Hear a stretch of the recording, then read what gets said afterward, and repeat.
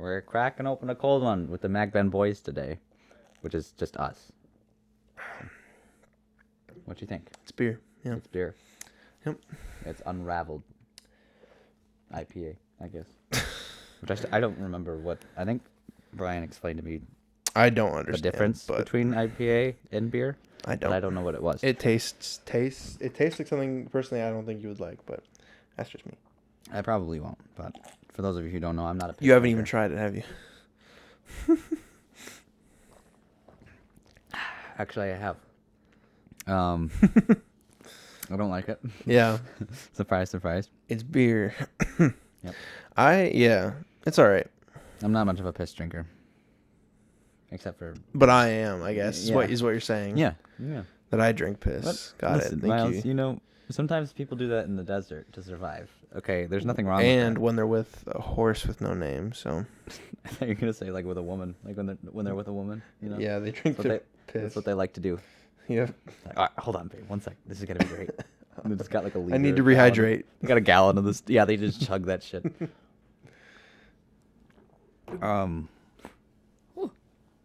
We watched A movie. No, Real Genius. I was gonna say True. Real Genius. True Genius. Already getting fucked up off the one sip, I see. No, that's just my normal ineptitude. Okay. I kind of wanted to watch this one together just because of how fucking good it is. Honestly, we should have, but I'm sorry we didn't. It's okay. But, it was definitely. Will this be considered part of like the Brat Pack movies? Yes? Question mark? I don't know. It came out in '85, so you could definitely tell the time. I loved the cinematography. I think throughout, like there was some of the maybe like the plane stuff at the end. Mm-hmm. CGI wasn't the greatest for that, of course. Yeah. So I think they definitely could have touched that up a lot better. Mm-hmm. You know, that's just fucking. But no, I think that other than those shots, I think that most of it was it looked really good. So I would love to watch it. I definitely will watch it again at some point. I think. I want to get it on DVD because it's so fucking funny. What, you don't already? No, I don't. Damn. But it's so funny. And Val Kilmer in this, it's like my favorite role with Val Kilmer. He did a great job. It was very funny. I think he the whole time you could tell like he had the right like sarcastic sort of suave personality. Kind of like Sean Spencer a little bit. Yeah, he's got that yeah. Sean Spencer vibe. Yeah, he's like really smart, but like also like he's just men want to be him, women want to sleep with him. And me. I also want to sleep with them. No. Your stomach does. My stomach wants to sleep with them. Yeah. So you liked it? I liked it. I liked it a lot, yeah. I dug the story, too, quite a bit, because it's like that, you know. Spoiler alert, guys, but the professor or whatever is the bad guy. Is technically the bad guy, yes. Yeah. And they I mean, I imagine it's very common, but he's essentially using them for their intelligence so he can get... Right. Yeah. And then they set up that whole what do you think of that what do you think of the what's his name? Laszlo or whatever. Was it Laszlo? Yeah. I mean, again, the closeted pervert. But yeah, no.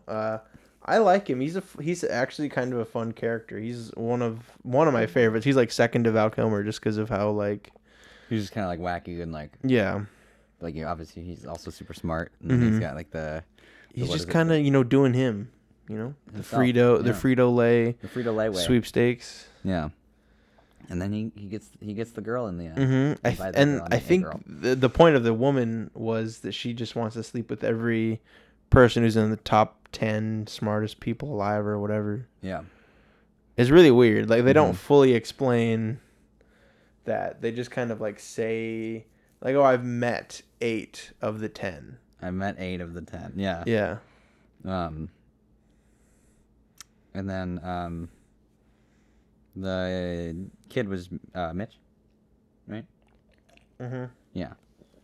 So Mitch Taylor. This came out in '85. He was born in '70, so he was 15 at the time. Which would have been accurate. Mm-hmm. Yep, would have matched with his real age. Yeah, with his age in the movie. Gabrielle Jarrett. I don't think he was in much else. Okay. Yep, not really. Not anything noteworthy, anyway. Okay. like I say, I thought he looked familiar, but yeah, I guess I don't recognize him from anything else. He was, What'd you think of he was in Karate Kid Part 3. the love interest? The love interest, she just didn't have a lot like of, I don't know, like she was like helping him out and stuff, but they didn't really flesh her out that much, which Yeah. is okay, I guess. I mean, because they don't necessarily need to do that, but Mhm. like, I don't know, There was some obvious issues I noticed with, like, I think this was like my third time watching it. There are some obvious issues with a few things. Like obviously yeah, the friend group. Why does, like, she seems to have no interest in pranks and stuff. right, So why is she helping them? yeah. She's just more Except interested. to like, yeah, because to help the kid. Yeah, him. I get that, but like I don't know why she would. She's helping them like every single time now that they're doing pranks. Which doesn't feel natural. Yeah, it doesn't feel natural. And then there's also the transition that Mitch has From into pubescence to adulthood. yeah. Well, no, but the transition from being Mitch to being Shut up. Val Kilmer's character. The fuck is his name? Oh, like just like getting him to open up. Chris and, like, Knight. have fun. Yeah. His transition into being more like Chris Knight felt like really fucking sudden. It did. It was the scene where like they're like throwing the clothes up in the air. Right. And it's just like, what? Why? No. He wouldn't just give up that quickly. No, it'd take a little bit. Like, I liked that. I mean, obviously I think the stuff where he's kind of like enjoying seeing it all happen is natural. Like, it's like, oh wow, look at all this cool stuff these kids are doing. But yeah, he definitely seemed to like he'd be more like rigid at first, and kind of like focusing on the studying or whatever. Because like, what did he say? Val Kilmer, what was his name? Chris Knight. Was who had some great one-liners, I will say. Which it's an '80s movie, so I guess I can come to expect that. But what did he say? He was like, he studied for like 3 years or whatever at college, and then he started partying. Did what he did and pushed himself for 3 years, and then was just like sudden realization. Yeah. Yeah, none of it really matters.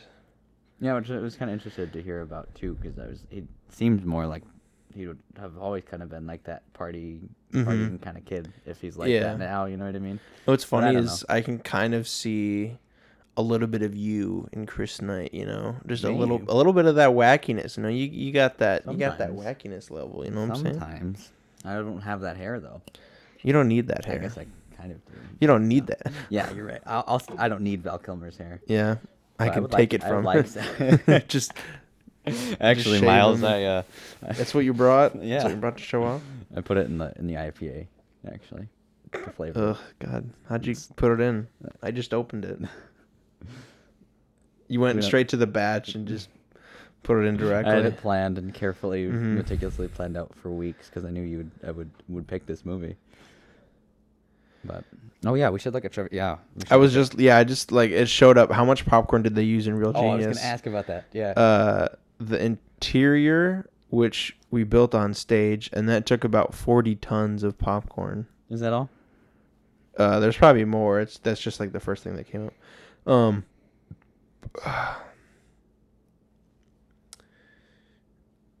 So did you like the movie overall? Oh, I liked it. Yeah, it was great. It was very fun. I love those 80s comedies, you know what I mean? They just have a great vibe. And I feel like this one doesn't get as much praise and attention as it does. should. It's definitely more obscure. Yeah. I think. Like, you've probably never heard of it before then? No, never have before you mentioned it. And obviously, before I watched it, originally, I had never heard of it ever before. When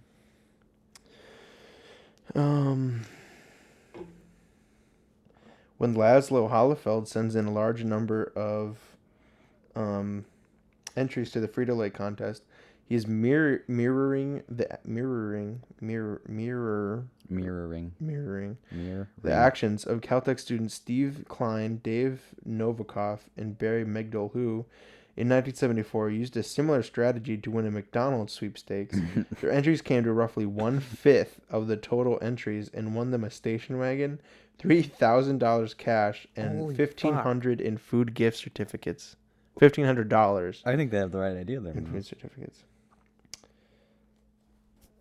Like, even if you didn't win anything, that would be like a great conversation piece. I feel like, just talking about that. Like, hey, by the way, guys, Yeah. I've been submitting box tops for like the past like 3 months. Yeah. Yo, have you ever sent anything in No. for Never box have. tops? No. I did once. Or well, maybe we did. I did one Only time, a and it was little, a but fucking waste. I It don't was a remember. Kung Fu Panda headband. It was like a That sounds rad. like What are you a talking about? headband thing. What Yeah, I how- wore it maybe once, and then was like, okay, cool. What do I do with this? Did it look like? It didn't fucking fit either. No, it didn't. Aw, that sucks. What is? Well, what like was, I'm sure now it doesn't fit, but yeah, then I think it did a little bit, but Oh, okay. I thought you meant like even as a kid. I was like, how small is this headband? it's for babies. For a doll, For a dog, yeah. Dog? I said doll. Although I guess a dog would, yeah. What was on it? Was it like the Kung Fu characters? What did it look like? I don't think I think it was just red with a little insignia. I don't even know if for sure if it was Kung Fu Panda. I just know it was like some shit. I don't know. Okay. Well, if you find it, give it to me. No. Okay. You're no fun. Yeah, yeah. Noticed in the scene where the military set up for the laser test fire, the cars in the procession on the dirt road are set up to replicate the JFK assassination. Oh, really? I didn't even catch that. You didn't even notice that? Yeah. No. I was like, wait, what? They're not even. I thought they weren't firing at that. What the hell? Oh, yeah, because they had those dummies in the car, too. And, Yeah. yeah. Oh. This piece of trivia doesn't make sense to me. What is it? The liquid nitrogen coins have baffled viewers for many years and are considered by many to be a goof. What does that mean? However, the very first draft of the script shows that it wasn't an error. The thermos contains liquid nitrogen, which in turn contains a column of supercooled CO2, dry ice, which is what Chris uses in the vending machine. What? Why are people confused by that? Yeah, I don't know why they're calling it a goof, because I feel like a goof technically is like an error in like continuity or something. Yeah, or like oh they just fucking freeballed that one. They're calling him a goof is what they're doing. Yeah. They're like, that guy's absolutely a nut job. He's nutso. But I don't know.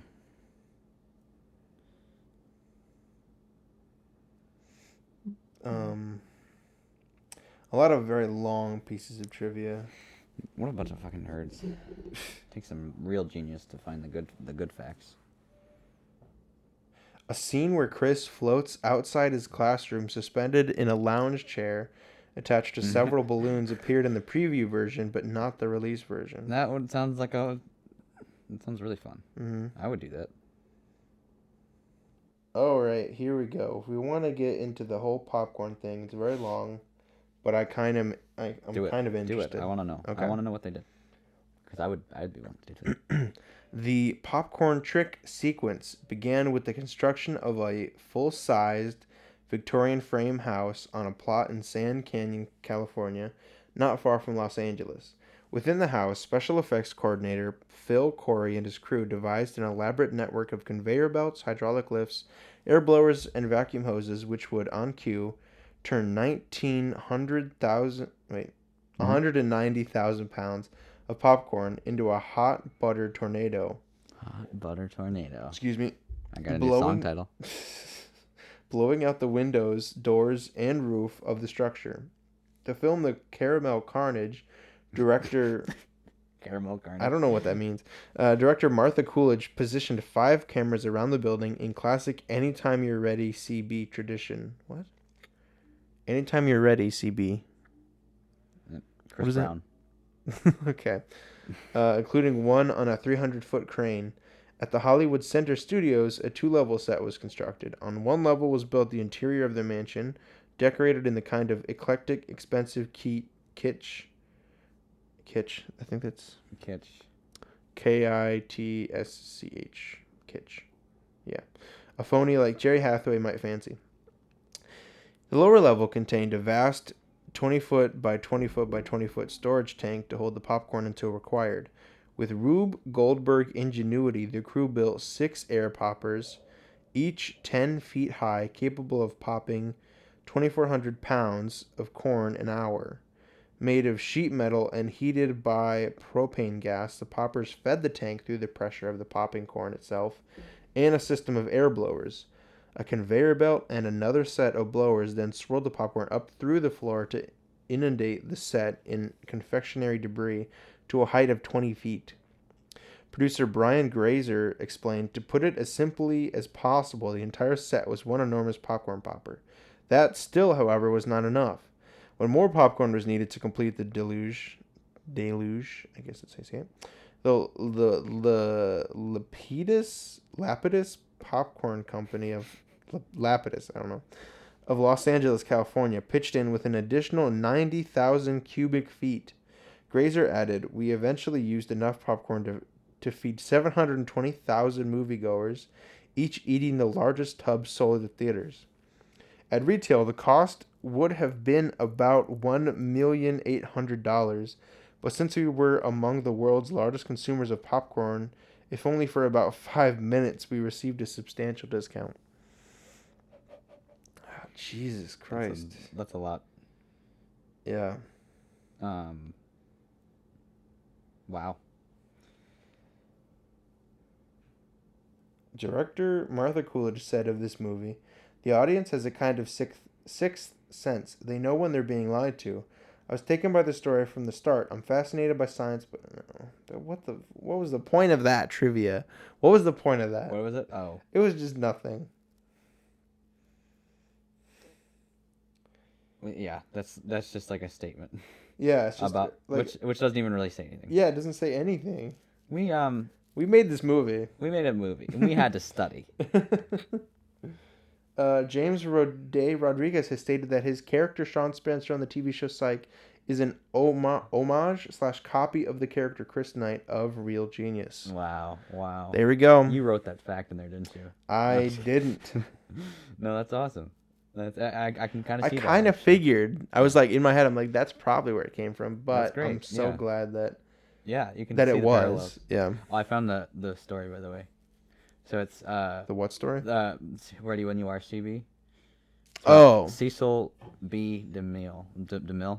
Oh, Ready When You Are, DeMille. Yeah. And you know that story? Because I'd never heard it. I never heard of it. I've heard of the phrase "ready to start DeMille," but I don't know the story. Go ahead. So he's famous Hollywood director, born in 81, died in 59. Subject of many legends. According to one story, DeMille once directed a film that required like a huge battle scene, and then basically, it could only be filmed once, so they had like 4 cameras set up, and then they shot the whole thing, and then they found out that 3 of the 4 cameras had sort of broken, or they failed to capture the scene at all. Like one of them got broken, one of them got like a dirt clot on the lens, and then the third one, like a battle tower fell on it. And then for the 4th one, he's like, "Did you get any of that?" And then the guy goes, "I'm ready to shoot when you are." CB. So like he didn't even start rolling. Oh my god! They didn't get it at all. Which I would pull my hair out if that happened. Yeah. And then shove it in the cameraman's I'm getting mad now thinking about it. That would suck. Jesus. Ready when you are. How would you not hear cut though? I don't know. Yeah. I guess he was that far away. Or not cut, but action. Yeah. I don't know. Either way, that popcorn stuff was legit. Mm-hmm.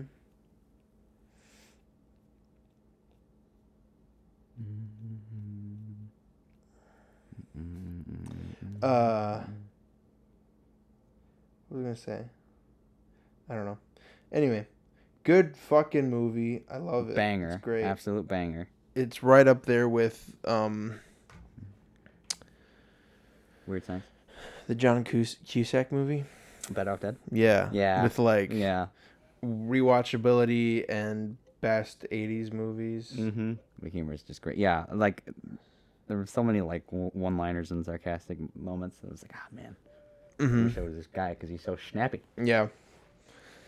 So yeah, good movie. Definitely want to rewatch it. I definitely want to watch it with you. Maybe do it like a drunk. We should rewatch or something. I love that how it looked too when they did like the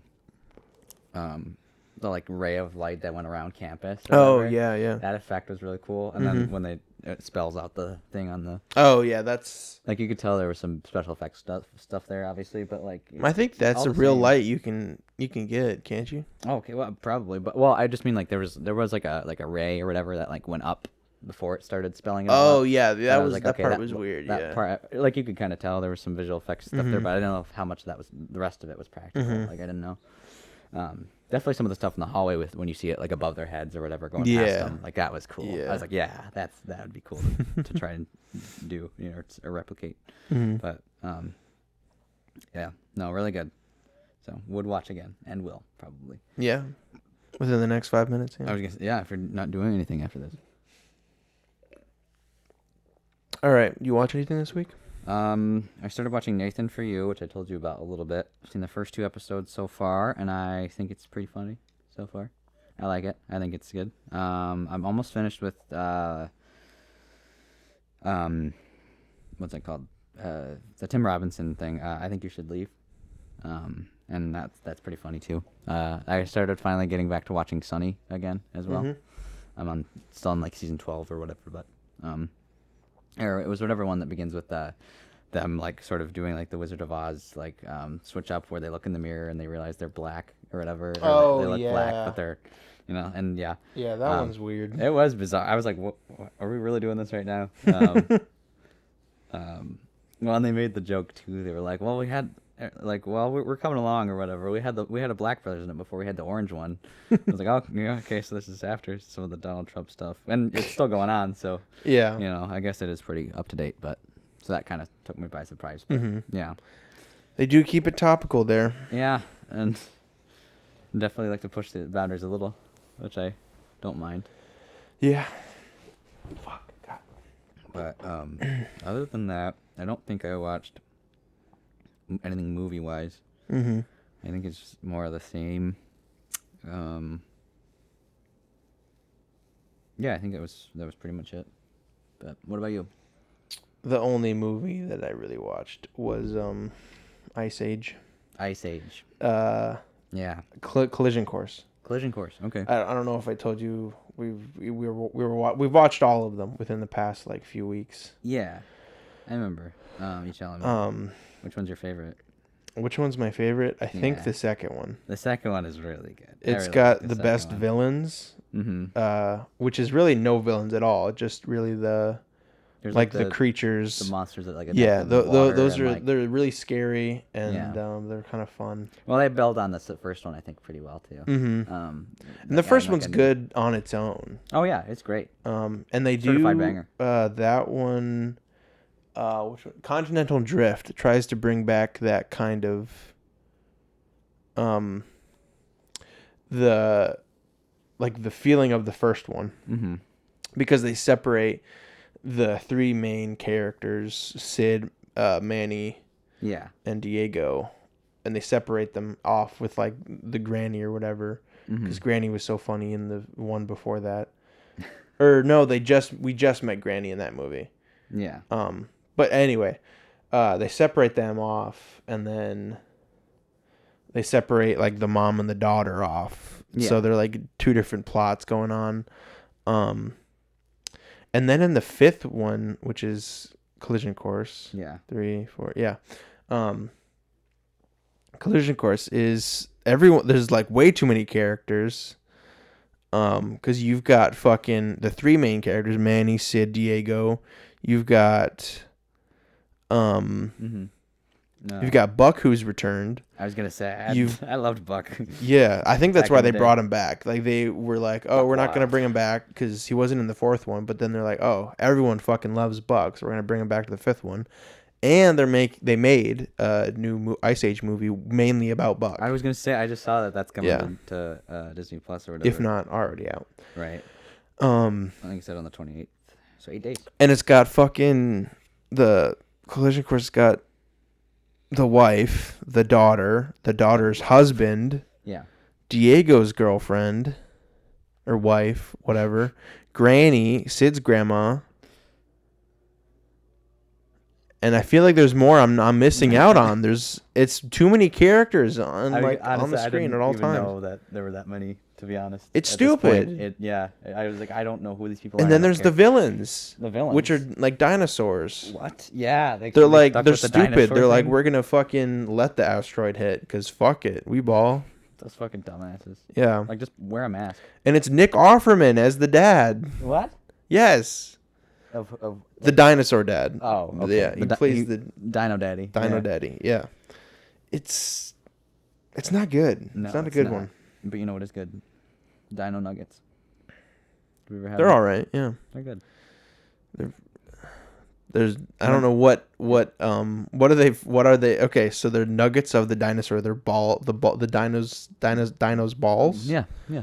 The dinosaur's Little balls. Golden nugget of truth. Yeah. Okay. Dino Nuggets. They taste really good, especially if you're hungry enough. You mean high? Got Well, it. that too. Yeah. Not right now, but maybe later.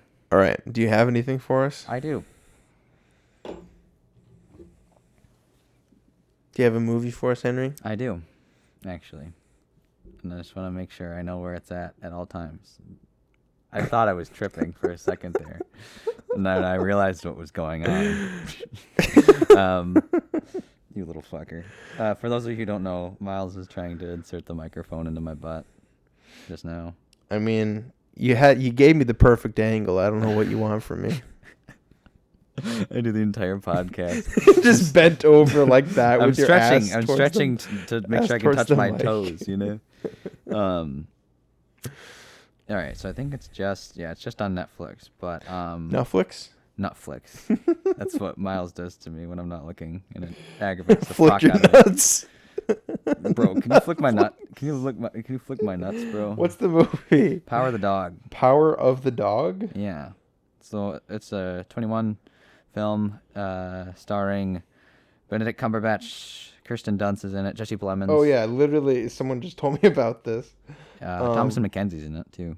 Jess Plemons. My boy Jesse Plemons. You know what I wanted to watch too that I haven't gotten a chance to is this movie called I'm Thinking of Ending Things. It's based on a book that my buddy got me.